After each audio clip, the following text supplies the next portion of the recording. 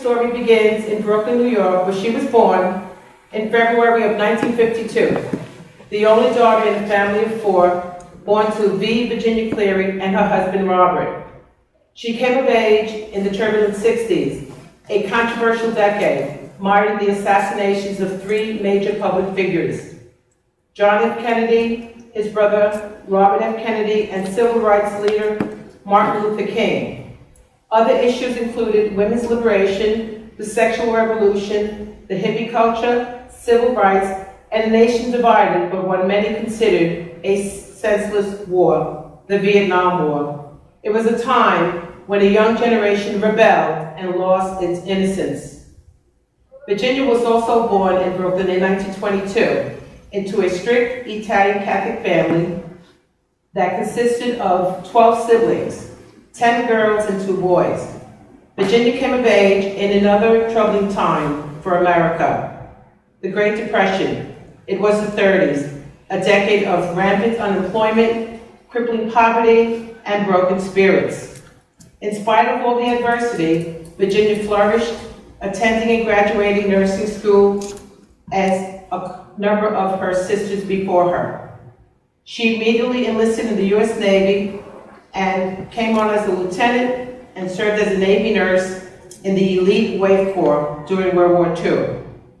In 1946, upon the ending of the war, Virginia married Robert Cleary and became a rarity during the 50s, a working mother of 4.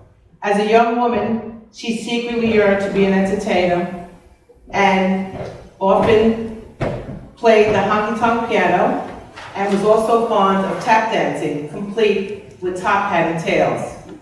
While enrolled in nursing school, she volunteered and performed in a number of holiday productions. Virginia enjoyed being on stage and loved the applause. Janet's musical journey began at the age of 7, when she began taking piano lessons. Though she loved the piano, she was not inspired by her instructor, a Mr. Bernard, with whom she did not connect. She would often then sneak into her brother Patrick's room and fiddle with his guitar and liked what she heard and felt. Disheartened and dismayed that their parents had decided to get rid of the piano, Patrick, being the kind older brother and aware of his sister's disappointment, decided to gift Janet with his beloved and prized harmony guitar on Christmas Day in 1963. Janet remained focused and passionate while continuing to teach herself to play the guitar, and through the years composed many songs and performed in a number of bands in and around New York City, all the while supporting herself with various odd jobs and positions that allowed her to pursue and become an accomplished artist, a journey that continues to this day. These 2 headstrong and determined women would often battle and face many conflicts through the years, but one cannot help but admire their story and the eternal paradox of the complex mother-daughter relationship and how it shapes our lives. Many of you in the audience would agree, no? Furthermore, all the dialogue that you will be hearing today was written and copied verbatim from a letter that Virginia, age 61, wrote Janet, who was 31 years old by then, in March of 1983, more than 30 years ago. Recently, Janet came across the letter that she had tucked away so long ago and decided to share her mother's thoughts and feelings with you. Keep in mind, that Virginia labored for 6 hours typing this letter out on a legal pad, 3 pages long, single-spaced, and with one arm, since she was in failing health by then and was very determined to get through and save her only daughter from what she deemed an empty existence. Finally, all the lyrics, though not written for this production, are from Janet's original compositions and arrangements. Eerily, these songs parallel and yet at the same time connect these two incredible women and their separate lives. And now we proudly present Pursuing Guitar Fame, the musical. Thank you, ladies and gentlemen.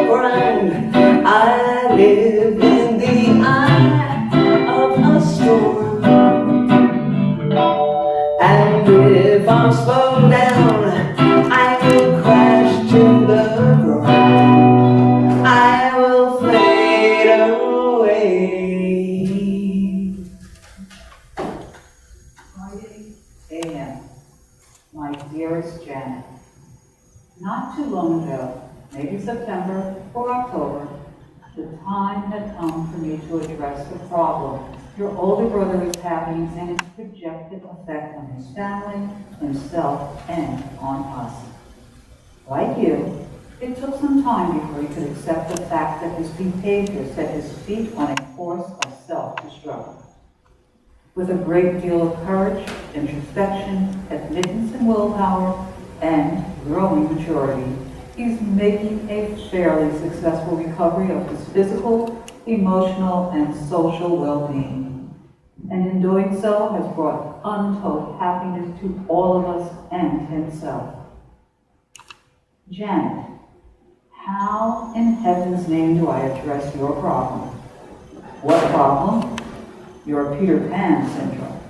Your refusal to grow up and accept the daily responsibilities of being part of a fairly respectable family and part of the majority of society, rather than your nebulous, free-willing existence on the underbelly of life in the pursuit of dreams.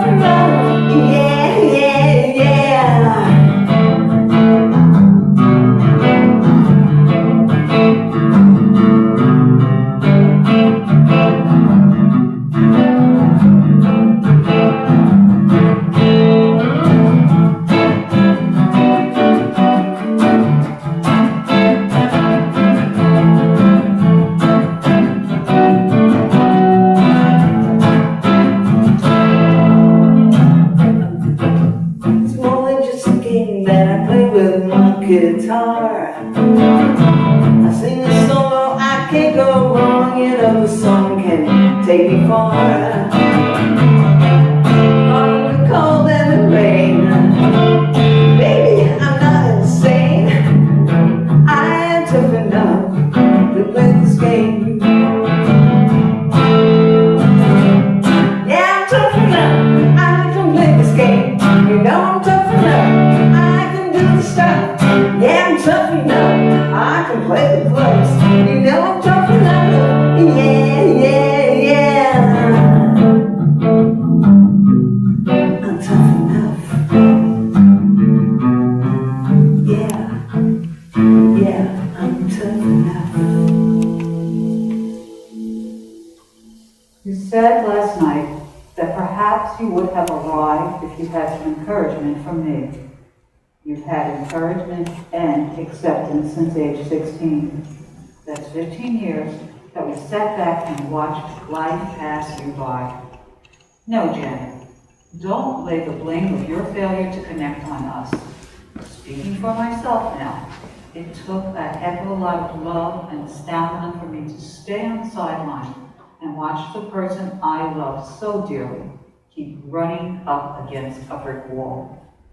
I just kept praying that eventually you'd tired of banging your head uselessly and begin to live life. At age 31, this hasn't happened yet. So, my last ditch effort will be to attempt to catalog your life so far so that you can see what it looks like, since you can't seem to see it for yourself.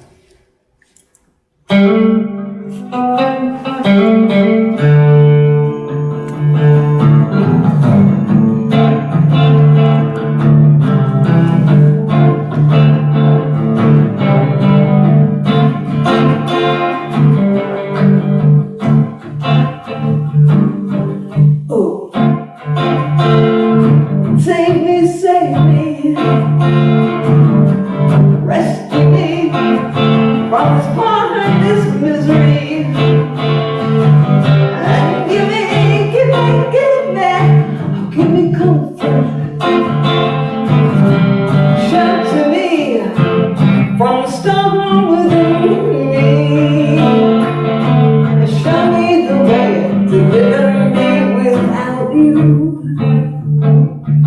said I never understood what it comes to love you. Oh, honey, hope you believe me. I tried my best, but I just don't want you.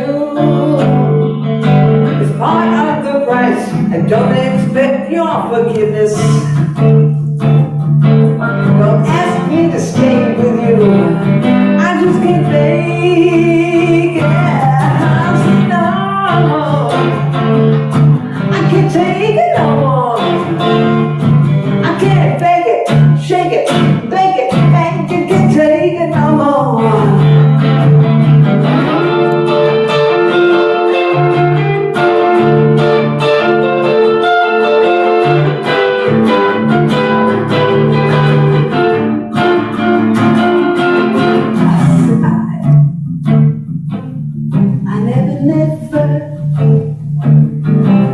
Understood what it costs to love you.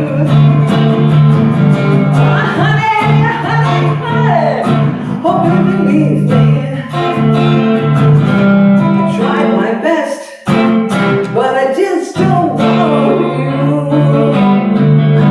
It's part of the price. I don't expect your forgiveness. Don't ask me to stay with you. I just can't break it. Oh, save me, save me. Oh, save me, save me. Infant to age 16.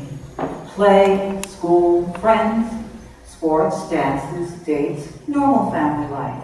When we ran your life, despite what you choose to remember.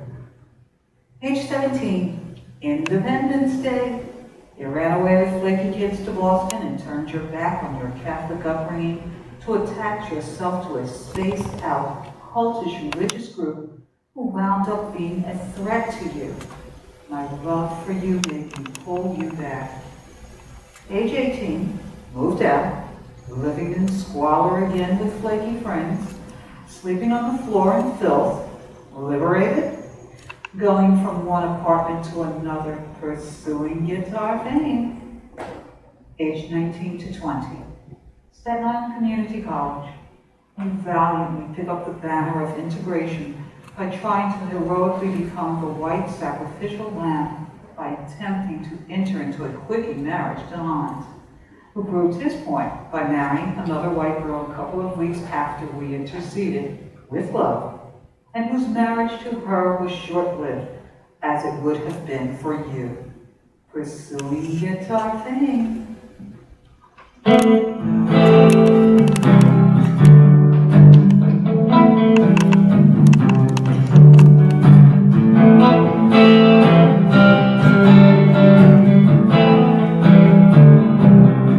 There was a time, a most unusual time, when the sun and the moon sat in the same sky in the heavens above us. I was amazed. I really was quite amazed. When we come back to those days and to that time we got.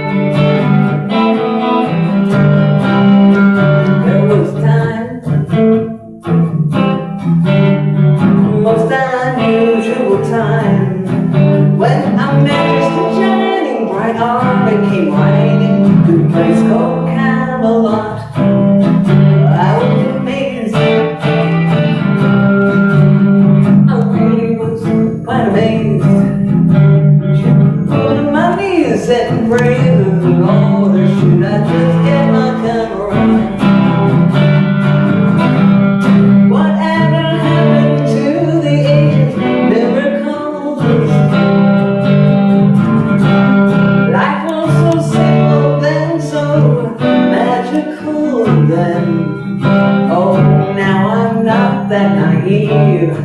You know, carrying cards up my sleeve. But there was a time.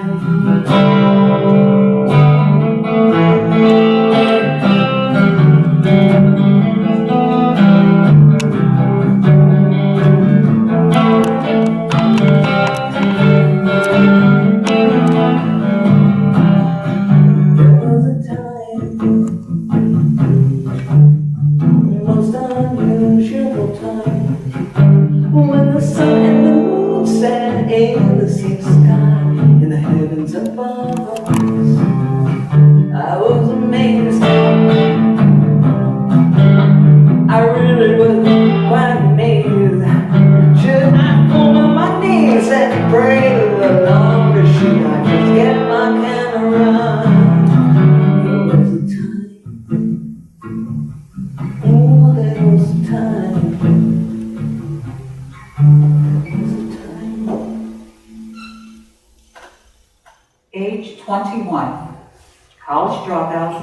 Living arrangements vary. Male, female, working sporadically, school sporadically, pursuing guitar fame.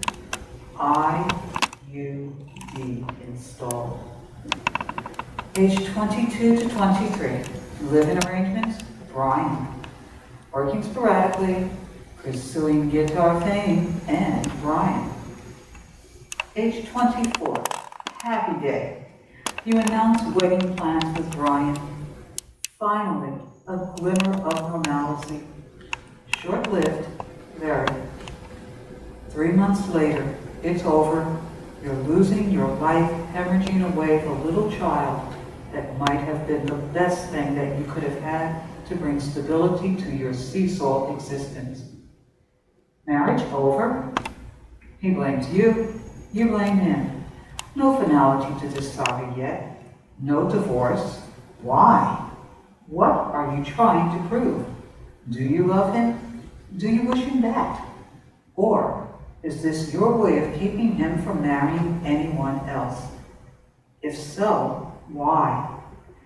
You console yourself by pursuing guitar fame, and Brian pursues stage fame. I wonder if he's adapted to life yet.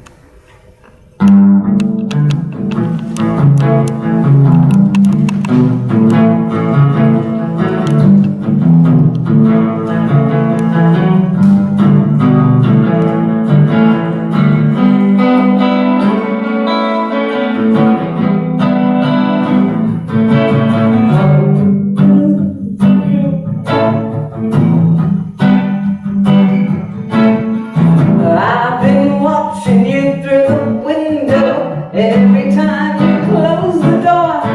What's been troubling your mind so lately? Working on the night before, baby, the night before.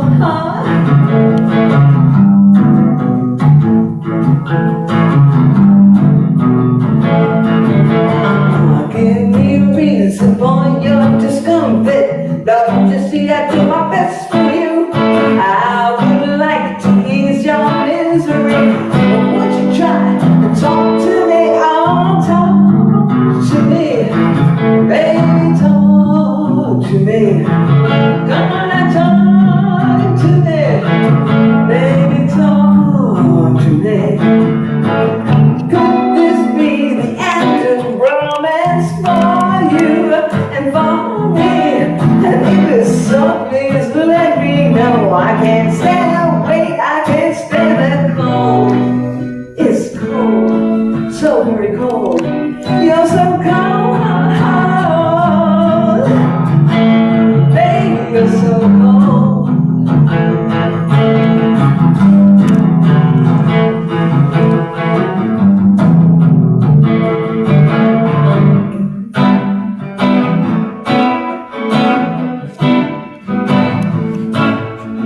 You've been talking in your sleep again. As you toss, you call her name. I've been crying every night now. I try to blame you, who's to blame? Oh, talk to me, baby, talk to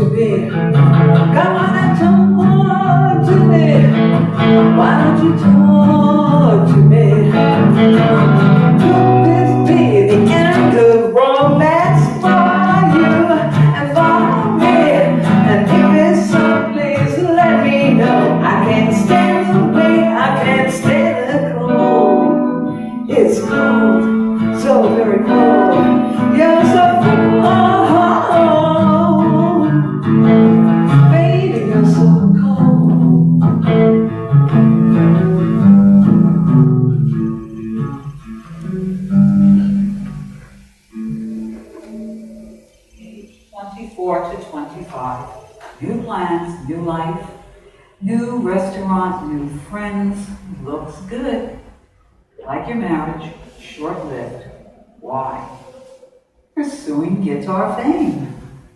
Age 26 to 29. Working sporadically. School sporadically.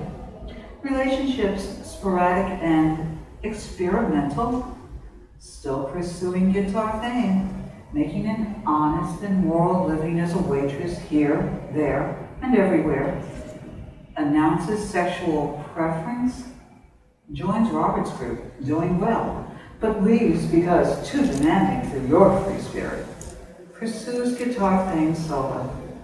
Age 29 to 31. Janet leaves restaurant work.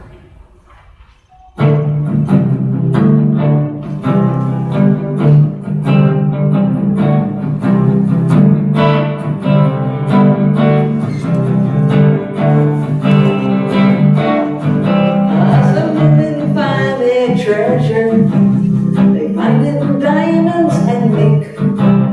This woman, she has no diamonds. This woman, she wears no mink.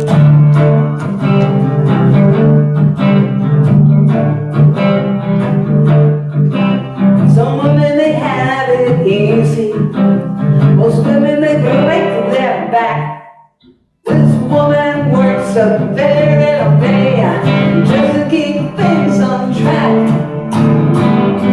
I have no diamonds, I wear no mink. I have no diamonds, I wear no mink. I wear no mink. I wear no mink. I wear no mink. Oh.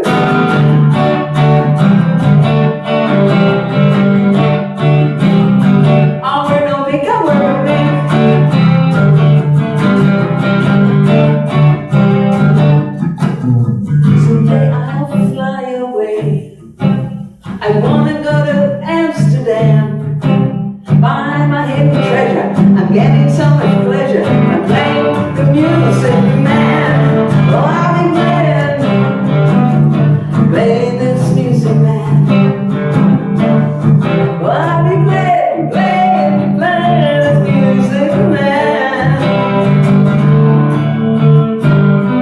I have no diamonds, I wear no mink.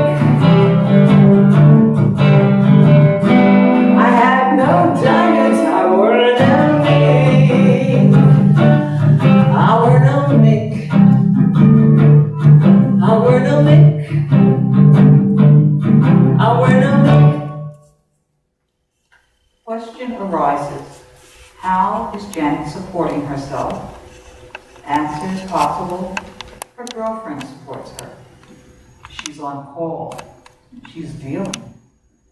Alternate answer, for quite some time, Janet's been involved with an illicit adult porno answering service as a go-between.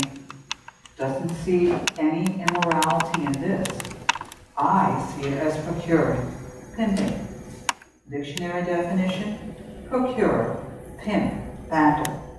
A person who acts as contact person, intermediary, or solicitor for customers and suppliers, clients, wishing to engage in sexually oriented activities, for example, prostitution, pornography, vicarious sexual gratification through obscene and illicit phone calls.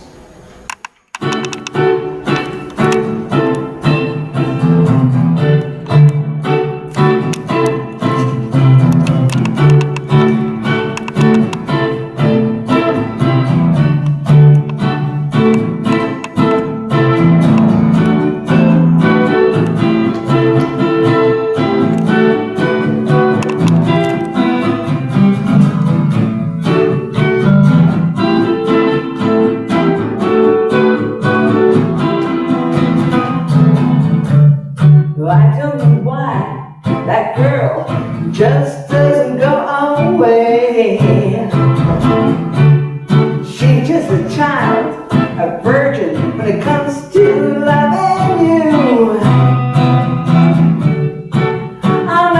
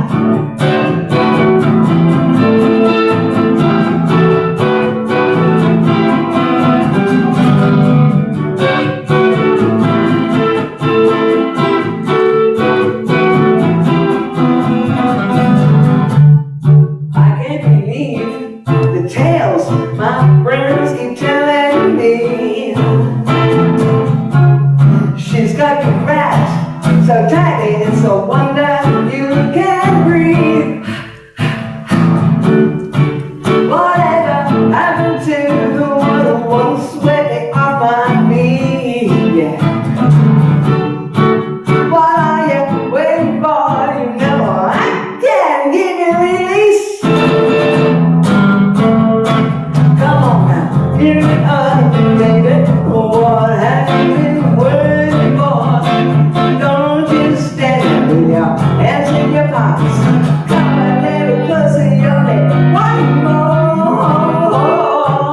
You want more? I'll give you more. I'll give you so much more. Get real. Get real.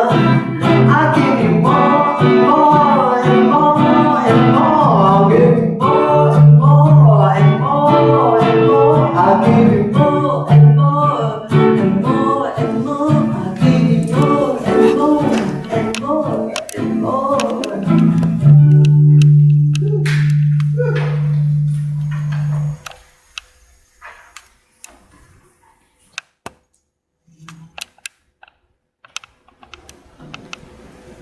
There'll be a 15-minute break, and that's the Backtrack a little so I can pick up an omission. Age 30. Janet finally off the floor and sleeping in a normal bed. Again, a glimmer of hope, but still pursuing guitar fame. Questions in limbo. 1. Why isn't Janet's divorce finalized after all these years? 2. Who is Noel Monk? Is he really financing Janet, or is she financing him? If not, why is Janet constantly in debt? 3. Who is Mad Monk? What does he really sell? Books? What kind? Records? What kind? Why doesn't anyone in the Mad Monk store know who Janet is when she's supposedly been working there for well over a year? Janet's explanation in November? I worked behind the scenes with a couple of other special friends of Mad Monk. Deduction: Janet and the other special girls are running the illicit and obscene telephone service and being paid from the proceeds. Piecework? Deduction 2. There's more being arranged than phone calls.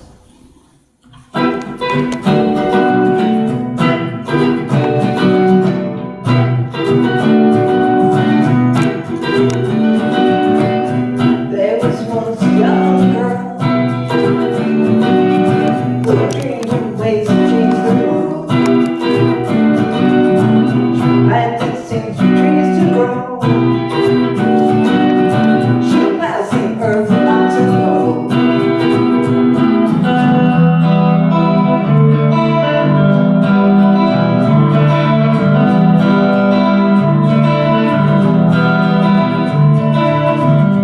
In the morning, before she begins, she checks the sky for silver birds and silver wings.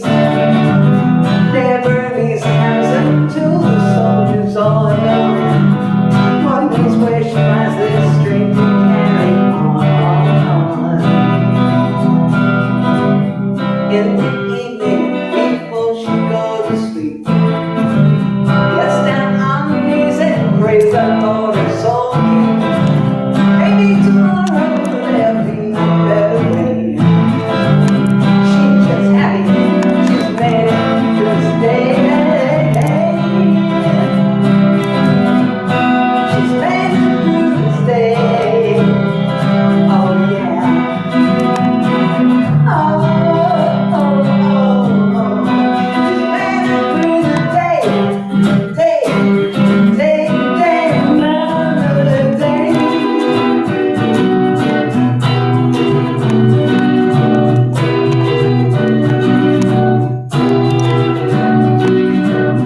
There was once a young girl who dreamed of ways to change the world. She planted seeds for trees to grow. Piles the earth with hops and gold. Piles the earth with hops and gold. Piles the earth with hops and gold. Oh, oh, oh, hops and gold. Oh, oh, oh, oh, oh. Oh, oh, oh, oh. Hops and gold. The above is the straw that's breaking your loving mother's back and heart. The irony of the fact being, while the mother is putting in time to try and clean up the deviant sexual sewer that society is sinking into, and especially our victimized young, by working at Covenant House, etc., her beloved daughter is aiding and abetting this noxious, abnormal, and deviant behavior. Why? Is this what women's lib means to Janet?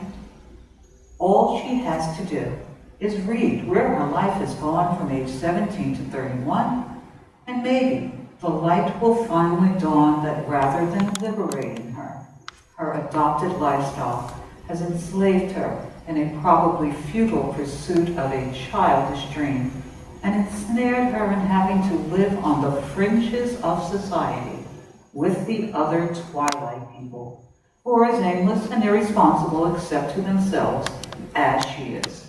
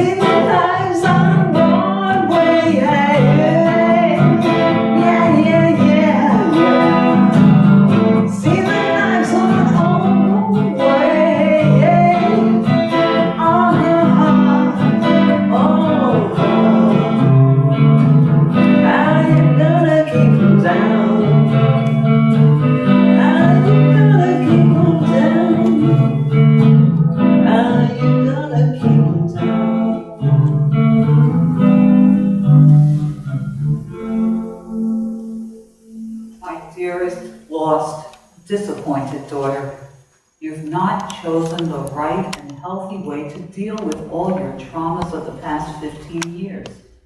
Accept them, lay them away. Let others pursue fame. You're famous enough for us, and we want to see you join your very large and loving family. Example, Dad and I, Pat, Ellen, the children, Rob, Mike, Grandma, all your aunts, uncles, and cousins, etc. I'm so tired of sidestepping questions about what you're doing. And believe, they don't ask out of nosiness, but because they care. Your life is not really just your life, Janet. A little part belongs to all of us, as with anyone else.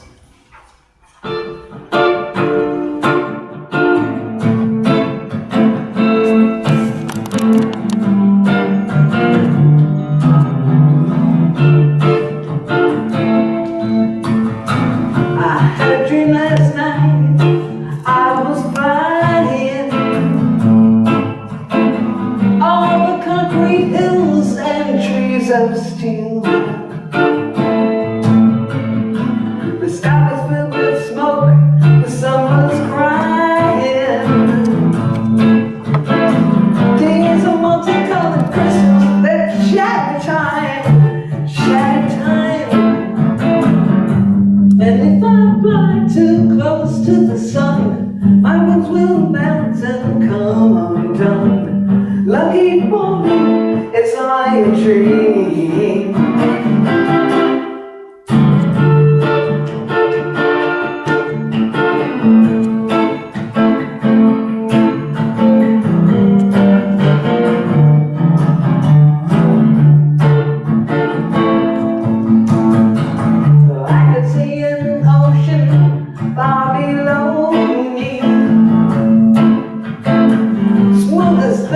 The color of ebony black. I can see wind calling out to me. Leave this place right now and don't look back. Don't look back. Oh, and if I fly too close to the sun, my wings will melt and come undone. Lucky for me, it's my dream.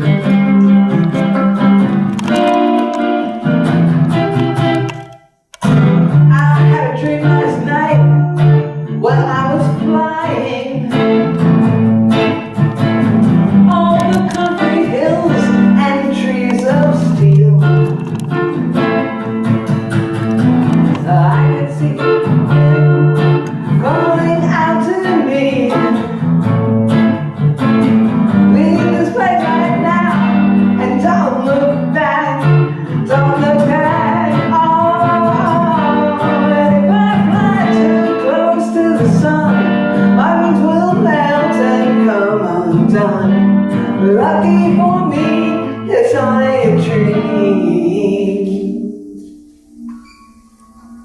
No man is an island unto himself. Byron.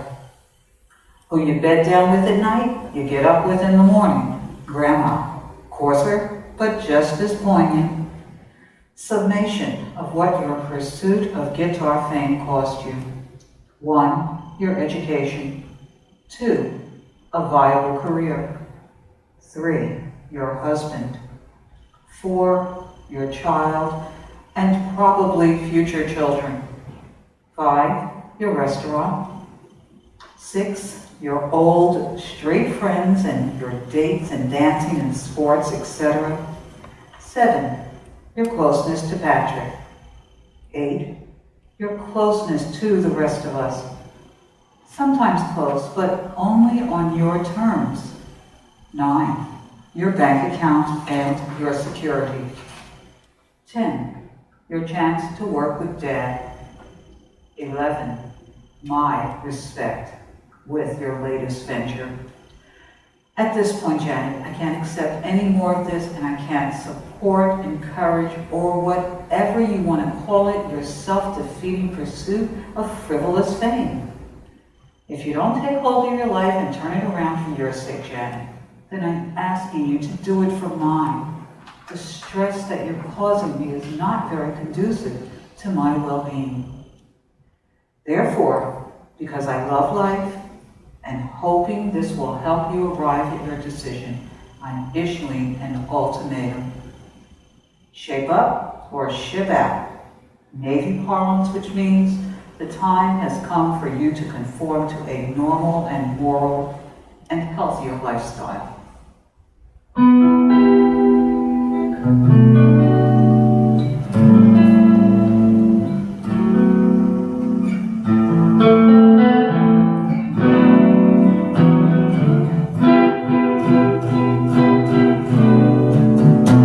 You two in the pride of yourselves, all you left me to drift upon. I can't water, and it doesn't look very good to my eyes.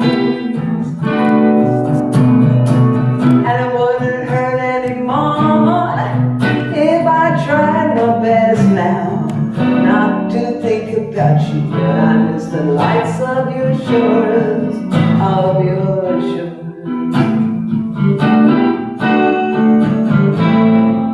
Shine your lights for me tonight. Oh, won't you show me the way back home? Oh, shine your lights for me, shine bright tonight. Oh, won't you show me the way? Clear skies are turning to gray, oh, just like the sun was ripped out from the sky. It doesn't look very good, I should pray. I wouldn't hurt anymore if I tried my best now not to think about you, but I miss the lights of your shores, of your shores. Oh, shine your lights for me tonight, tonight. Oh, won't you show me the way back home? Oh, shine your lights for me, shine them bright tonight. Oh, won't you show me the way? Oh, you took the wind right out of my sails. Oh, you left me to drift upon white-capped water, and it doesn't look very good to my eyes. Within 6 months, by September, I want to see your divorce papers, number 1. I want to see you working within the confines of the law, number 2. I want to see you continuing your education, this time leading to at least an associate degree in a defined field that will lead to a career that will give you the comfort and security you need if you continue as a single person. This will be my last financial outlay for you, and there's to be no dropping out or failing.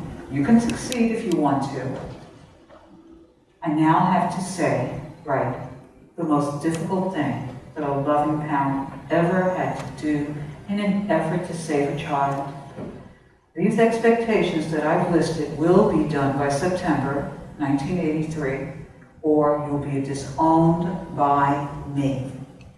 I capitalize me because this decision is solely mine. Dad will have to decide for himself how he wants to deal with this. Whether you like to hear it or not, you have the responsibility for fulfilling other dreams besides your own, mainly your parents, who have never demanded anything else of you before this.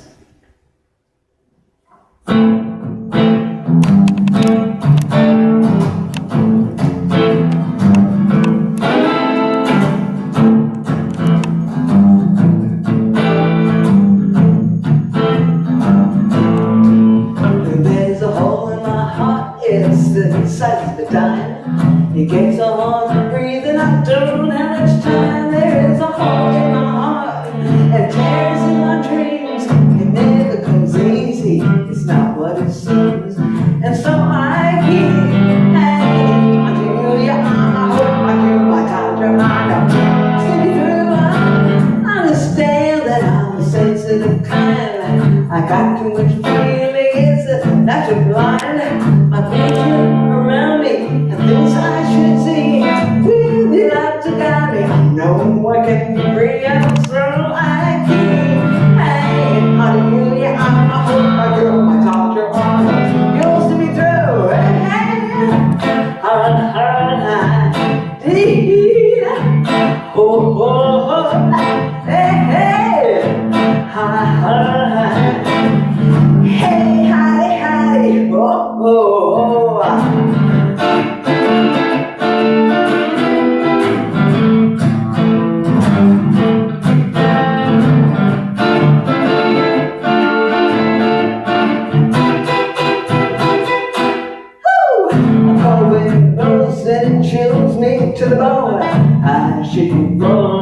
back to my home. There is a hole in my heart, as in my dreams.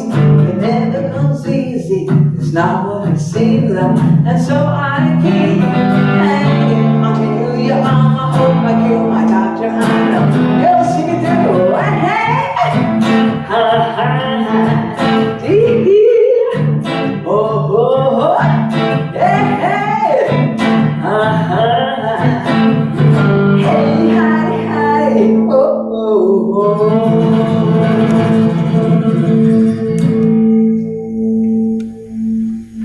Your sister Denise's separation from me was God intended and was difficult to accept despite the fact of her infirmities.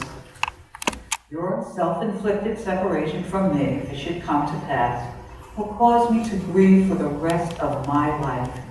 And I only pray that you will be shocked enough at the thought of disownment to grow up, mature, become responsible to your parents who love you, and become a woman that we can be proud of. That we can be assured that she'll be secure in her own right when we're gone.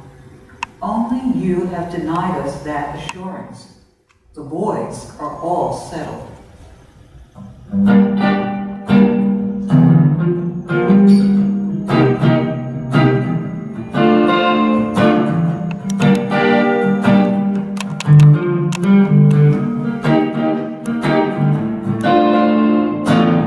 When I think about you and me, I think about the possibility being her or being him.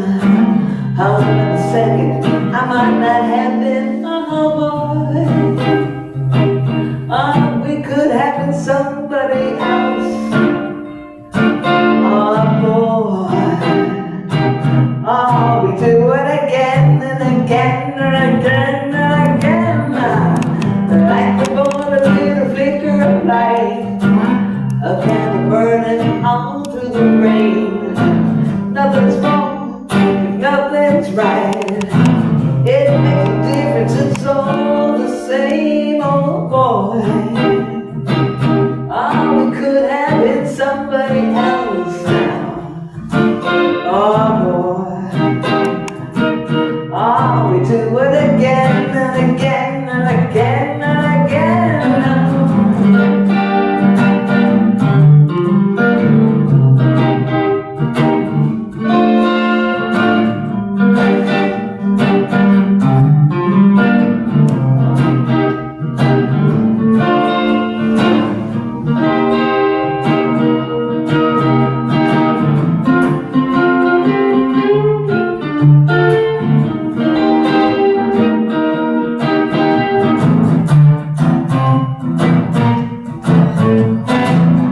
We are going to a world of hazards now. There's not enough opportunity. Giving that and taking this song, it's just another game of hit and miss. Oh, we could have been somebody else now. Think about it, boy. Oh, we do it again and again and again and again. Oh, somebody else. Yeah. We do it again and again and again and again. Oh, when I think about you and me, I think about the possibility being her, being him. Another second, I might not have been a boy. Oh, we could have been somebody else. Yeah, boy. Oh, we do it again and again and again and again.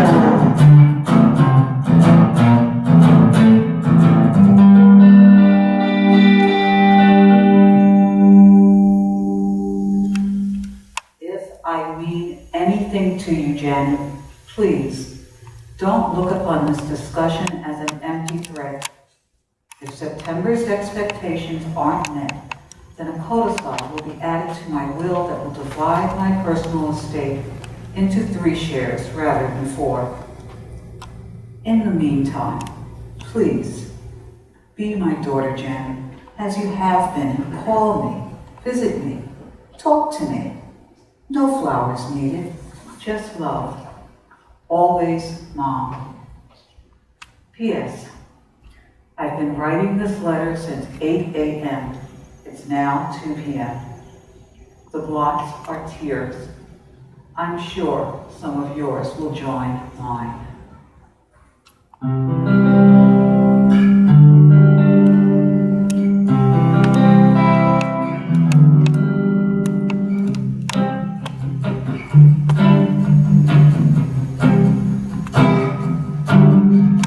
Ain't it something? I'm still here. I kept up with the changes all these years. Seasons come and seasons go. All my memories turn to snow, and I can't tell one year from another.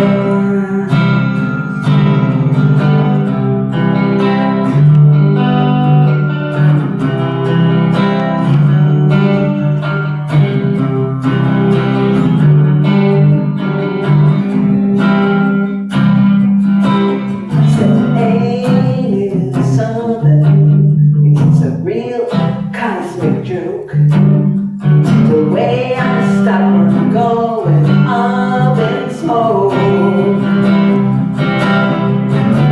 Reasons come and reasons go. Don't you know it only goes to show that you can't tell one from another. So I keep hanging on to my dreams.